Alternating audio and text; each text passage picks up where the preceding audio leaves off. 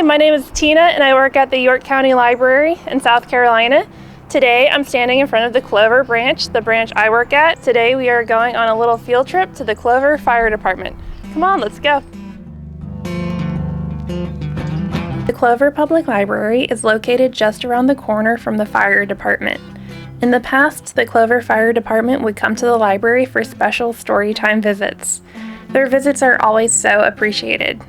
However, since we are currently not doing in-person story times, the fire department graciously agreed to a virtual field trip. Today, firefighters Fred Taylor and Eric Wilson will show us their gear, their tools, and teach us some fire safety tips.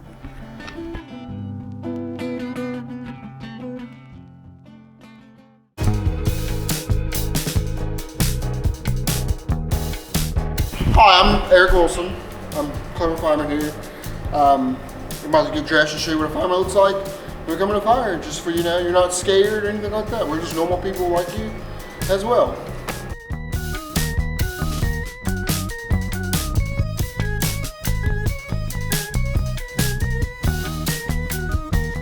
Naturally, we get the call when someone calls 911 and you're having a problem. So when we get to your house, this is what Eric is doing. He's dressing up. He's getting ready to come in looking for you. Is he starting to look a little bit different?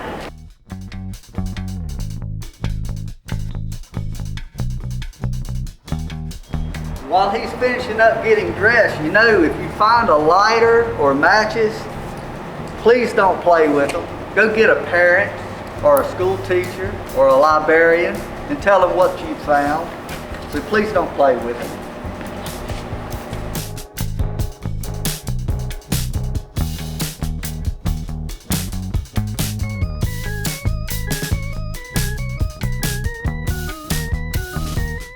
Now typically he's going to holler out, is anybody here? Clover Fire Department. Go ahead, Eric.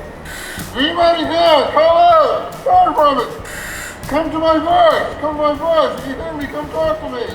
He don't only come after kids and people, he comes after Sparky too. Come on, Sparky. Pick up Sparky and bring him out as well.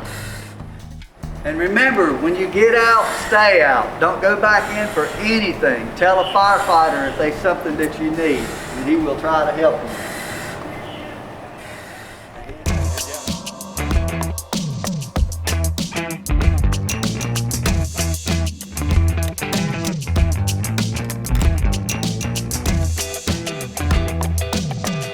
You have the axe here. We have two types of axes here.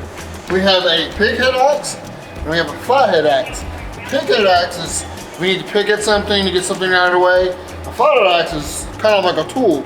We can use the back end of the axe as a hammer to get into things. We also can use it with this tool. These tools are kind of like best friends. We actually call them the married set. They're like husband and wife, like mom and dad. We can put this in a door and open a door. They work together simultaneously. This right here is called a sheetrock hook. Something like, you know, your wall's up, we can pull some of your wall down to get inside and look for fire inside your walls and stuff like that. This tool up here has a special name. It's called a New York tool. It was made in New York. For like firemen in New York, this is one of their favorite tools to use. That's why it's called the New York tool. They use it a lot in New York. We have a cool broom on our truck, because sometimes we make messes, we gotta clean it up as well. Remember the married set I was talking about? We have a set right here, it's called the married set. They stay together. We keep a chainsaw on our truck too. Because not only do we do firefighting, help people in cars and stuff like that, we also go and help get trees out of the roadway. And we might be going to a car one day, and there's a tree in the way, so we also have a chainsaw equipped on our truck to help us with this instead of calling another truck in for a chainsaw. You wanna walk up here with me? What Sparky's holding, it's called a nozzle and a booster hose. And sometimes we don't want to drag the big heavy hoses off the truck, but you can grab this little one and it gets the job done as well. This thing right here is called that's my whole air pack, the whole thing I have on. It's how I breathe and smoke. This gauge right here, it's a little gauge on here, it tells you how much air I have. And if I ever getting towards the middle right here, towards that 10, that means I need to start getting out. Towards the red, I need to already be out of the building. And it also beeps. If I fall, you hear that loud noise?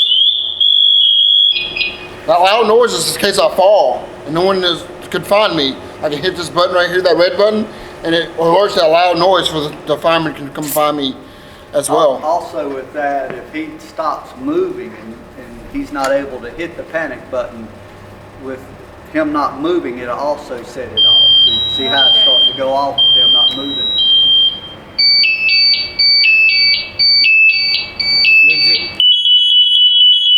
And that loud noise, all we do is just shake. We shake our whole body to get that loud noise to go off. And that's if we stop moving the fire. In case we go, like, we just pass out from all the smoke and stuff. If any of our young viewers want to become a firefighter, are there any steps or anything that you would recommend Clover for them? High School. Yes. The Clover High School has a great program called it's one of the classroom programs now, where when I was going to school, and unlike, Mr. Taylor here, when he was going to school, we didn't have a program to teach firemen. But now you can do it in high school. You can start in high school as a fireman. You start in 9th grade. It's the first year you ever get to high school. And once you make it all the way up through there, when you graduate, you be almost as certified as me and his friend. We done it for years as a fireman. And York High School does it, Clover High School, there's several high schools that's offering it now. Oh, wow. So it's a good program. Also, we have an Explorer program, and Eric actually started out in the Explorer program. I started as a junior. He can tell you a lot about it as well. Also, when you turn 14, you can call this a junior program, where you become a junior fireman for here in Clover, and you can come out and help us do the trucks and go to calls like big woods fires. You can come to calls with us on woods fires, stuff like that, and help with the public as a junior fireman as well at a young age. So that kind of gives you a incentive to start at a young age. Me myself, like you said, I started when I was 14, moved on up through the ranks, and now I've become a full-time fireman. Yeah. Was that something you wanted to be when you were young? Yes. When you were a little kid? Yes. Oh, wow. That's awesome. He started out at 14 and come all the way through, and then got hired on with the city of Clover. So it's I'm proud of him. If he goes into a burning house, he don't go in by himself. He goes in with a partner. So it's real important to work as a team. It's always been a total volunteer station. That truck, we have another engine, the gator, all this equipment was bought, including this truck here, was bought by the volunteers. We raised the money. It didn't cost the taxpayers not 1 cent. So it's amazing that the city of Clover has got such a dedicated fire department that they go that extra mile. Because, like I say, how many fire departments buy their own equipment? It's really remarkable. The Clover Fire Department was established in 1925. Their service area covers 44 square miles. However, when our neighbors in nearby cities are fighting large fires, the Clover firefighters will go to assist. Recently, Clover firefighters went down to Chester County in South Carolina to assist in containing a large fire at an industrial plant. Their dedication to protecting the safety of our citizens is apparent and truly inspiring. What's your favorite part of your job? Helping the people, helping the community. Yeah. I wouldn't do it if I couldn't help the community. That's my favorite part, helping the community, giving back, doing stuff like this, and, helping younger kids and stuff like that. I'm thankful for their service and this opportunity to learn more about their work.